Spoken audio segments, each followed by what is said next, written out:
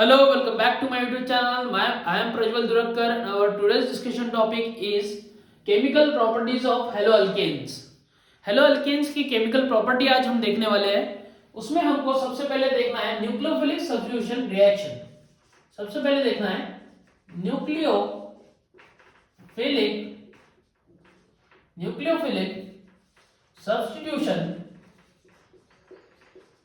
Nucleophilic substitution reaction.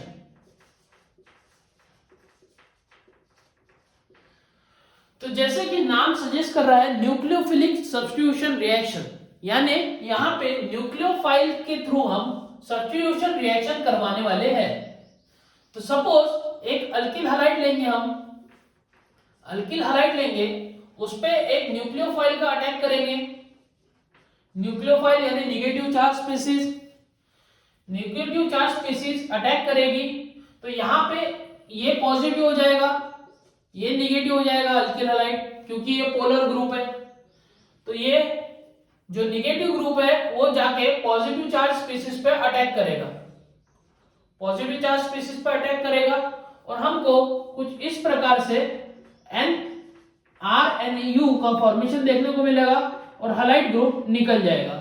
कुछ इस प्रकार से न्यूक्लियोफिलिक सब्स्टिट्यूशन रिएक्शन होती है. तो इसमें हमको दो रिएक्शन पढ़ना है. एक होती है यूनिमोलिक्यूलर न्यूक्लियोफिलिक सब्स्टिट्यूशन रिएक्शन और दूसरी होती है बायमोलिक्यूलर न्यूक्लियोफिलिक सब्स्टिट्यूशन रिएक्शन. तो सबसे पहले हम देखेंगे, फर्स्टली देखेंगे हम यूनिमोलिक्यूलर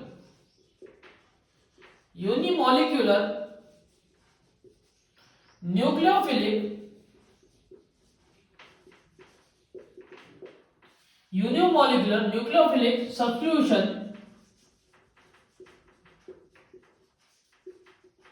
रिएक्शन.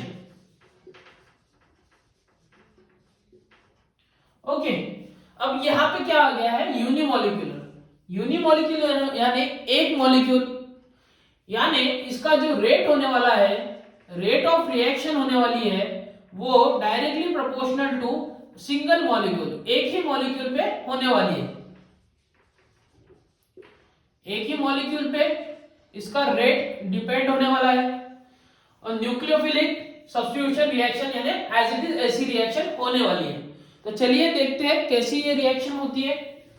तो सबसे पहले एक हम अल्किल हैलाइड ले लेंगे. एक अल्किल हैलाइड में रीअरेंजमेंट, ये जो है रिएक्शन फर्स्ट स्टेप जो है ये स्टेप 1 है. स्टेप 1 जो कि रिवर्सिबल होती है. इसमें ये बॉन्ड ब्रेक होगा और हमको R पॉजिटिव और X नेगेटिव मिल जाएगा, हैलोजन नेगेटिव और अल्किल ग्रुप पॉजिटिव में मिल जाएगा. या ये इसका मीनिंग क्या है? ये है कार्बोकेटायन. क्या है? Carbocation.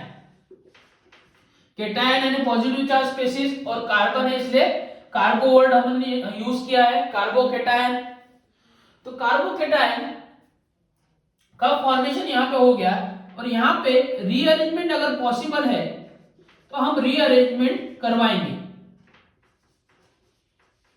Rearrangement if possible rearrangement. आपके सिलेबस में दो रीअरेंजमेंट है, एक हाइड्राइड शिफ्ट है और दूसरा मिथिल शिफ्ट है, वो हम आगे पढ़ने वाले हैं.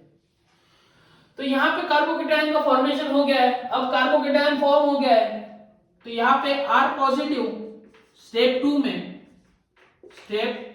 में R पॉजिटिव रिएक्ट करेगा न्यूक्लियोफाइल के साथ. अब न्यूक्लियोफाइल के पास एक तो ये सामने से अटैक करेगा या तो ये जाके पीछे से अटैक करेगा. ऐसे दो ऑप्शन बन चुके हैं. तो सपोज ये अगर फ्रंट साइड अटैक करके दिखाएगा तो यहां पे कुछ इस प्रकार का स्ट्रक्चर बनेगा RNU.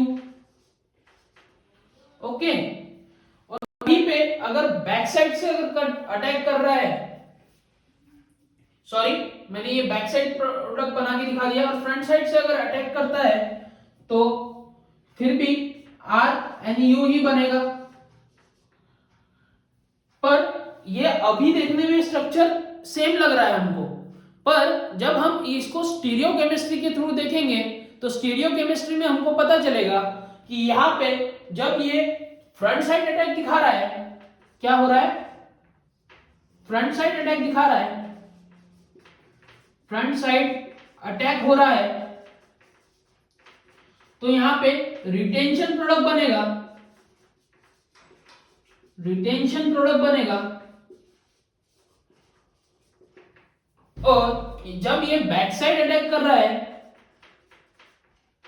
बैक साइड अटैक कर रहा है, तो यहां पे इन्वर्जन ऑफ कॉन्फ़िगरेशन देखने को मिलेगा। क्या देखने को मिलेगा, inversion of configuration, inversion product देखने को मिलेगा।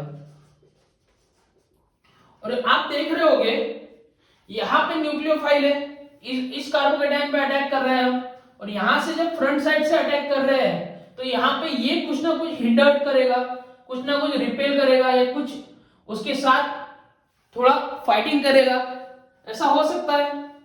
तो यहाँ पे जो रिटेंशन प्रोडक्ट होता है हमारा, रिटेंशन प्रोडक्ट 49% फॉर्म होता है, वहीं पे इन्वर्जन प्रोडक्ट स्लाइटली ज्यादा प्रोड्यूस होता है, यानी 51% फॉर्म्ड होता है। ठीक है, रिटेंशन प्रोडक्ट 49% बनेगा, इन्वर्जन प्रोडक्ट 51% बनेगा। ये हम देखेंगे स्टीरियोकेमिस्ट्री के थ्रू। आई होप आपको इतनी रिएक्शन पूरी तरह समझ चुकी होगी।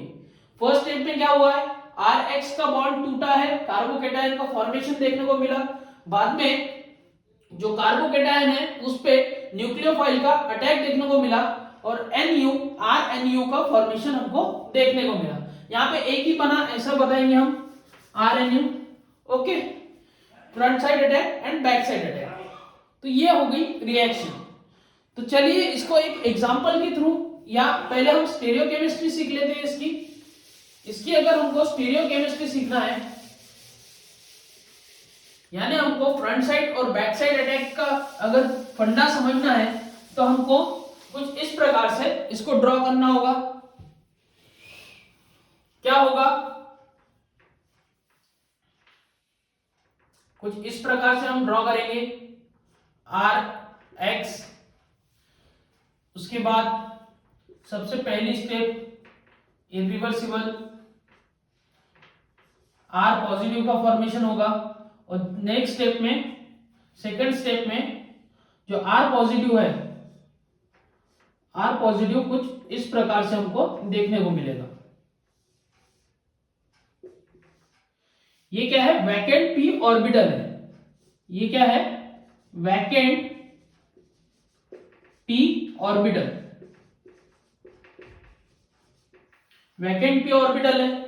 अब ये जो न्यूक्लियोफाइल है, हमारे पास जो ये न्यूक्लियोफाइल है, न्यूक्लियोफाइल के पास ये वाली भी जगह है, ये वाली भी जगह है इस पे अटैक करने के लिए, उसके बाद ये वाली भी जगह है यहाँ पे से अटैक करने के लिए। तो ये हो जाएगा हमारा front side attack, front side attack, और ये हो जाएगा हमारा back side attack, back side attack. अब यहाँ पे R पॉजिटिव के साथ X भी तो बना था, तो यहाँ पे X नेगेटिव है सपोज, तो ये जो X नेगेटिव है और NU नेगेटिव है, ये दोनों एक दूसरे को रिपेल कर रहे हैं, एक दूसरे को हटा रहे हैं। तो उस रिपल्शन के कारण जो फ्रंट साइड प्रोडक्ट रहेगा हमारा, वो बनेगा थोड़ा कम, दैट इज 49%, और ये जो बैक साइड प्रोडक्ट जो होगा वो बनेगा 51%। आई होप आपको अब क्लियर हो गया होगा, ये क्लियर हो गया होगा। अगर ये बैक साइड से अटैक कर रहा है, तो ये पूरे जो प्रोडक्ट है, ये जो हमारे जो ग्रुप है, वो इधर साइड में चले जाएंगे, यानी कुछ इस प्रकार से बनेगा वो, और यहां पे ये न्यूक्लियोफाइल लग जाएगा। और अगर ये फ्रंट साइड से अटैक कर रहा है, तो ये जो ग्रुप है वो चले जाएंगे और ये न्यूक्लियोफाइल बन जाएगा। कुछ इस प्रकार से हमको ये रिएक्शन देखने को मिलेगी।